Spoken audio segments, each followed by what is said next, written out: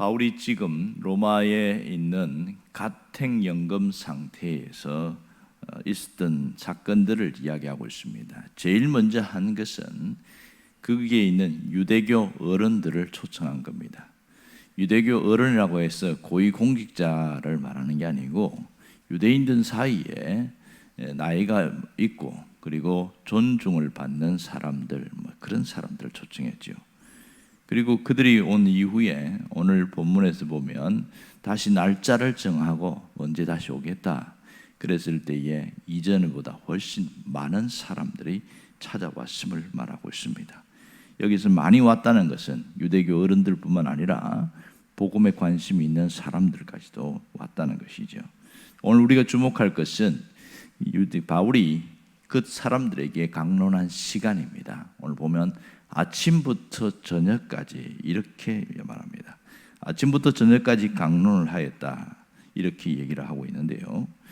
자, 여기서 말하는 이 아침이라는 이 헬라어 프로이라는 단어는 이른 아침, 새벽 이런 뜻입니다. 그러니까 굉장히 해가 뜬 아침부터 해가 지는 저녁까지 강론을 했다 이렇게 이야기할 수 있죠. 그러니까 한두 시간 한 것도 아니고 한 5시간 한 것도 아니고 무려 8시간 이상 굉장히 많은 시간들 혹은 10시간씩 강론을 했다 이렇게 표현할 수 있겠죠. 이게 어떻게 가능할까? 바울이 젊은 사람도 아니고 지금 인생의 황혼에서 나이가 많잖아요.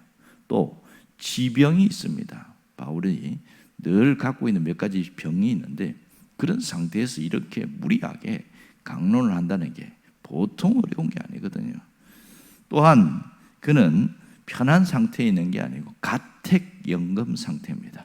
어디 밖으로 나가지도 못하고 그 곳에만 머물러 있어야 되는 상황이고, 그리고 자신의 한쪽 팔에는 쇠사슬이 묶여 있고 그 옆에는 로마 군인이 또 이렇게 수갑처럼 서로 양쪽에 묶여 있습니다. 그런 상태에 있습니다. 그런 상태에서 하고 있고 정상적인 식사를 하거나 또 무슨 풍성한 음식을 먹고 그런 상황도 아닙니다. 어디서 이런 체력이 나올까? 어떻게 이게 감당할 수 있을까? 그 다음 날 되면 번아웃 돼서 완전 쓰러지지 않을까? 그런 생각이 듭니다. 그런데 이 싸구려 헛강 같은 그곳에서 아침부터 저녁까지 강론했다는 것은 굉장히 충격적인 것이지요. 도대체 그럼 무엇을 전했느냐 하는 거죠. 그것을 보면 여기에 하나님의 나라를 전했다 이렇게. 하나님의 나라에 대한 것은 다음번에 좀 더 구체적으로 얘기할 겁니다. 그리고 강론했을 때 누구에게 했나 하는 것은 보면 유대교회 믿는 사람들 그리고 복음에 관심이 있는 모든 사람들에게 그렇게 전했다는 거죠. 자, 그러면 바울이 이렇게까지 한 이유가 뭐냐는 거예요. 굳이 이렇게 아침부터 저녁까지 강론을 하고 자신이 음식도 걸러가면서 이렇게 하는 필요가 있냐 이런 의문점을 갖게 됩니다. 그것은 인생 말년에 접어들었지만 그 찾아온 사람들에게 한 사람이라도 복음을 듣고 예수를 믿게 하기 위한 것이죠. 이게 핵심이거든요. 그러니까 바울은 자신을 통해서 복음의 생명이 건너가기를 바랬던 것이죠. 주님 안에서 바울을 통해서 복음이 건너갈 때는 생명이 살아난다는 것을 그는 알고 있었습니다. 이미 그는 이 일을 위해서 자신의 생명을 조금도 아끼지 않는 그러한 삶을 계속해서 살아왔습니다. 그것이 바로 바울이 1차, 2차, 3차 전도 여행을 통해서 그것은 증명되고 있습니다. 그가 가는 곳마다 쉬운 일이었던 건 아닙니다. 굉장히 어려웠죠. 제1차 전도 여행 때도 가장 힘든 곳이 어디였냐면 루스드라였습니다. 그곳에서 돌팔매질을 맞아서 죽어버렸거든요. 실신을 해갖고 쓰러져서 죽었구나 하고 바울을 질질 끌고 갖고 성 밖으로 던져놨습니다. 그런데 하나님이 그 생명이 다시 불어넣어서 살아나 버렸거든요. 그러면 사람들이 어떻습니까? 다시는 그곳에 가나 봐라. 그렇게 해놓고 안 갈 겁니다. 그런데 바울이 툴툴 털고 일어나서 그 루스드라에 다시 들어가는 거예요. 사람들이 볼 때는 정신 나간 짓이지요. 불과 몇 시간 전에 그렇게 돌에 맞아갖고 죽어갖고 실신해갖고 나왔는데 왜 그 가냐는 거예요. 죽으러 가는 거냐. 왜 굳이 죽을 짓을 하느냐, 이런 얘기하는 겁니다. 핵심은 바로 며칠 전에 예수를 믿은 어린 신자들 때문이었습니다. 그들이 믿음이 낙심하고 실족하지 않게 하기 위해서 그들 때문에 다시 들어간 거예요. 그들을 만나서 믿음 위에 굳게 서라고 격려하고, 그리고 다시 비시디아, 안디옥과 이고니온 이렇게 계속 가는 겁니다. 가는 곳마다 그렇게 어려움을 당했는데요. 그런데 이 루스드라에 대가에서 바울이 한 말이 굉장히 충격적이죠. 뭐라고 이야기하냐면, 하나님의 나라에 들어가려면 많은 환난을 겪어야 할 것이다, 이러면서 이야기합니다. 쉽게 이걸 풀자면, 여러분, 내가 돌판매 맞았다고 해서 믿음에서 흔들리지 마십시오. 이 어둠의 세상에서 생명의 빛을 쫓기 위해서는 때로는 이런 도전과 때로는 어려움도 겪을 수 있습니다. 그런 뜻이죠. 그러나 주님 안에 우리가 굳게 머물러 있다면 분명히 주님께서 우리를 하나님의 나라에 영원히 인도할 겁니다. 그렇게 표현할 수 있습니다. 자, 바울은 이렇게까지 한 것은 자신이 갔을 때에, 자신의 생명을 아끼지 않고 갔을 때에 복음이 건너가게 되었고, 그를 통해서 죽었던 영혼들, 또 다시 병든 영혼들이 살아나는 것을 경험했기 때문에 그렇습니다. 제2차 전도여행에서 가장 큰 곤욕을 치른 것은 빌립보였습니다. 첫 성인 빌립보에 갔을 때 가장 힘든 게 뭐였습니까? 그 여자 하나가 자꾸만 괴롭히고 방해하는 거잖아요. 귀신 들린 여자가, 이 여자 뒤에 있는 포주들이 몇 사람이 있었습니다. 얼마나 점을 잘 지는지. 그런데 그 여자를 깨끗하게 하고 난 이후에 억울하게 누명을 쓰고 감옥에 들어갑니다. 빌립보 감옥에 들어가서 태장을 맞고 그렇게 하고 들어가잖아요. 그리고 깊은 지하 감옥에서 또 착고에 차여가지고 손과 발이 묶여있는 상태에서, 그런 상태로 억울하게 고통을 당합니다. 거기서 뭐 했습니까? 바울과 실라가 찬양을 했습니다. 하나님을 노래했다고 그랬습니다. 그런데 기가 막히게 지진이 일어났어요. 희한하지요. 지진이 일어나면 건물이 무너지고 사람이 다 죽어버리는데, 지진이 일어나는데 건물이 흔들리긴 했는데 문만 열렸어요. 감옥 문만 열리는 희한한 일들이 벌어졌습니다. 깜빡 졸던 이 간수가 감옥 문 열린 거 보고, 와, 끝났구나, 이미 지진이 났으니까 불도 없고 캄캄할 거 아닙니까? 그래갖고 자살을 하려고 할 때 소리를 지르는 거예요. 우리 여기 있습니다. 그리고 횃불 들고 자세히 가보니까 문이 열리고, 그 다음에 손에 있는 그 착고 있잖아요, 쇠사슬 같은 거, 그것도 다 열려 있으니까, 그리고 탈출을 하지 않고 있거든요. 무슨 이런 일이 있냐? 그래서 이 간수가 뭐라고 질문합니까? 우리가 어찌하여야 구원을 얻을 수 있습니까? 그때 그 새벽에 그 집에 거기 가서 복음을 다시 전하고, 그 새벽녘에 사람들이 다 세례를 받았어요. 그리고 다시 이 감옥 안에 들어온 겁니다. 밤새도록 일을 한 거죠. 이런 일을 하고 돌아왔어요.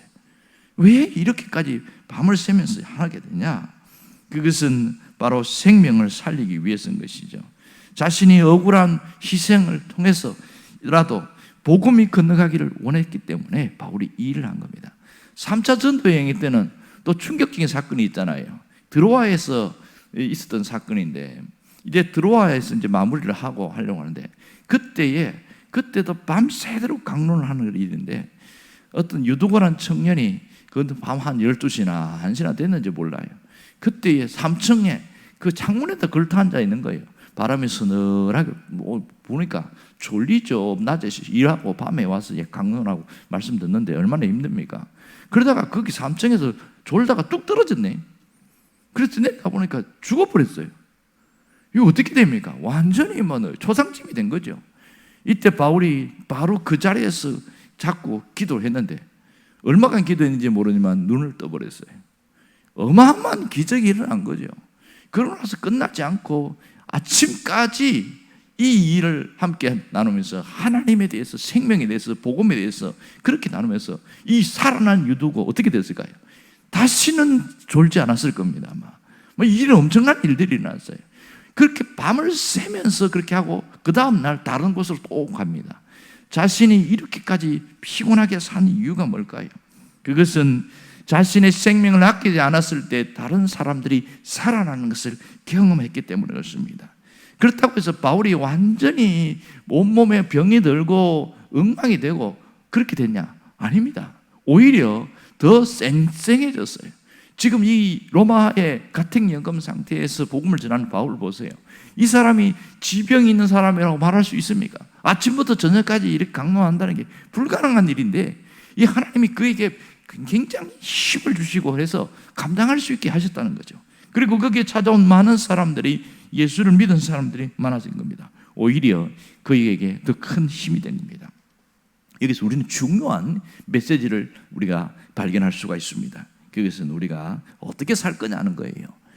나를 위하여, 나의 생명을 위하여 살아가는 것보다 다른 사람을 살리는 그 일을 하고 가라. 이게 오늘 바울을 통해서 우리에게 주시는 메시지라는 겁니다.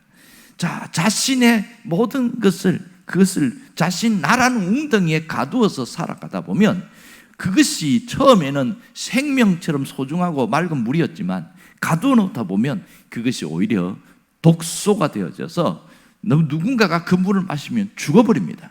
그런 물이 되어지는 그런 인생을 살지 말고 내가 가진 재능이나 지혜나 다른 것으로 누군가를 나누고 돕고 섬기는 그런 일을 하게 될 때 오히려 이것은 퐁퐁 솟아나는 샘물처럼 인생이 새로워진다는 거죠.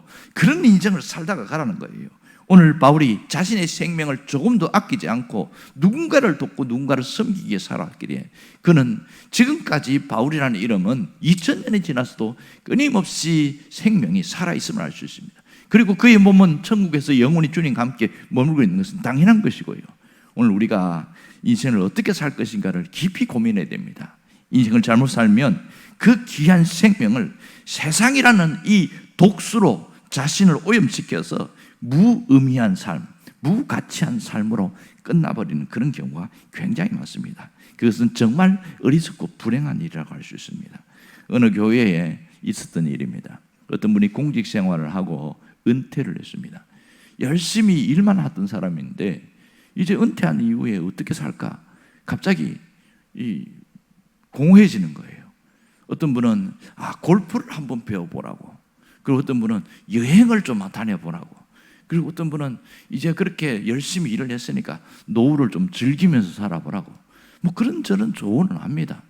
다 좋은 이야기인데 그게 한두 번이지 남아있는 자기가 죽을 날까지 그렇게 살 수가 없다는 생각이 드니까 그것도 좀 힘이 들고 무의미하다, 뭐 그런 고민이 생긴 거예요. 그래서 목사님을 찾아와서 진지하게 이런저런 얘기하면서 제가 은퇴를 했는데 뭘 해야 할지 나머지 손에 잡히는 게 없습니다.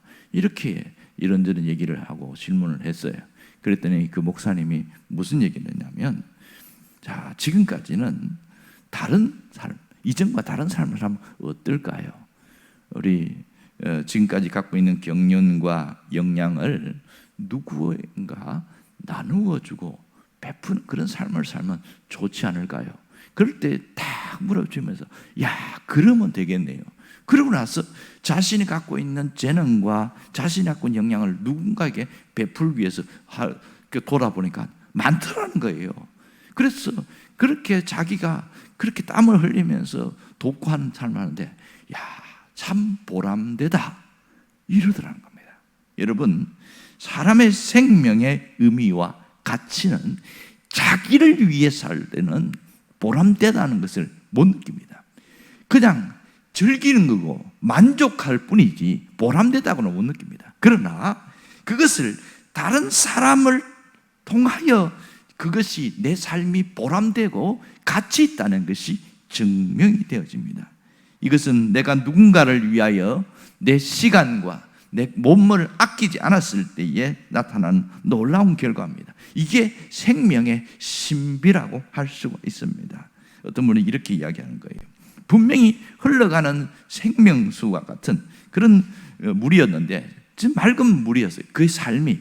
그런데 자기라는 웅덩이에 가두어 놓고 그렇게 살았더니 그것을 10년, 20년 살았더니 그 사람에게서 나오는 물은 시냇물 맑은 물이 아니고 독수더라. 사람을 죽이는 독수와 같더라. 그래서 나중에 그 사람 곁에 아무도 안 오더라 그러는 거예요. 그래서 마지막 죽었을 때 장례식장에서 사람이 없는 경우가 많습니다. 가장 허무한 인생이 그런 인생이에요. 자기를 위해서 살다 보면 마지막 장례식에도 그 사람은 죽어도 난 안 가. 그렇게 되어버린 겁니다. 그런 일은 무가치한 삶을 살지 말라는 것이죠. 여러분, 자기라는 웅덩이에 갇혀서 자기만을 위해서 생명을 소진하고 그렇게 쓰고 하는 사람들은 그 인생 자체가 치명적인 독수가 될 수밖에 없습니다. 다른 사람을 도울 수가 없는 것이죠. 주님은 그렇게 살지 않았습니다. 자기의 짧은 33년의 생애 속에서 모두 그 짧은 시간을 다른 사람들을 살리는 그 일을 위해 살았고, 그것이 그 정신을 바울이 이어받은 거죠. 그래서 내가 남아있는 모든 생명을 다른 사람을 살리는 일을 위해 살겠다, 이렇게 얘기한 거죠. 우리의 생명의 의미와 가치는 자신이 아니라 다른 사람을 통하여 증명되는 것을 잊지 말아야 합니다. 여러분, 어차피 한 인생 살다가 갑니다. 그러나 사람들에게 욕을 먹는 그런 인생을 살다가 갈 것인가, 아니면 정말 안타깝게 여기고 존중받는 인생을 살다 갈 것인가, 그것은 오늘 나의 선택과 결정에 따라 달라지는 것이죠. 저는 늘 이 조지 히필드의 말을 기억하고 살아가려고 애를 씁니다. 그분은 이렇게 이야기합니다. 녹슬기보다는 닳아서 없어지는 인생을 살고 싶다, 그렇게 얘기하고 살았습니다. 18세기의 혜성처럼 등장해서 미국의 대각성 부흥운동을 일으켰던 조지 휘필드는 그런 복음을 전파하는 일에 30년 동안 굉장히 쉬지 않고 했습니다. 그분의 일대기에 보면 평균 50시간씩 그렇게 설교를 했다고 해요. 그러니까 30년 동안 일주일에 50시간씩 설교하면 도대체 어떻게 살았을까? 적어도 하루에 8시간 이상을 설교를 했다는 얘기거든요. 와, 이게 어떻게 가능한가? 그는 전 지역을 돌면서 그렇게 했어요. 그렇게 했는데 나이가 드니까 그분도 몸이 쇠약해지고 이런저런 병이 생기고, 그래서 옆에 있는 사람들이 안타까우니까 좀 쉬었다 쉬엄쉬엄 하시죠, 그렇게 얘기를 하는 거예요. 그때 유명한 이야기를 하는 겁니다. 나는 녹슬어서 없어지는 사람이 되기보다는 닳아서 없어지는 사람이 되고 싶다. 나는 닳아서 없어지는 망치가 되지 녹슨 망치가 되고 싶지는 않다, 이런 얘기를 했어요.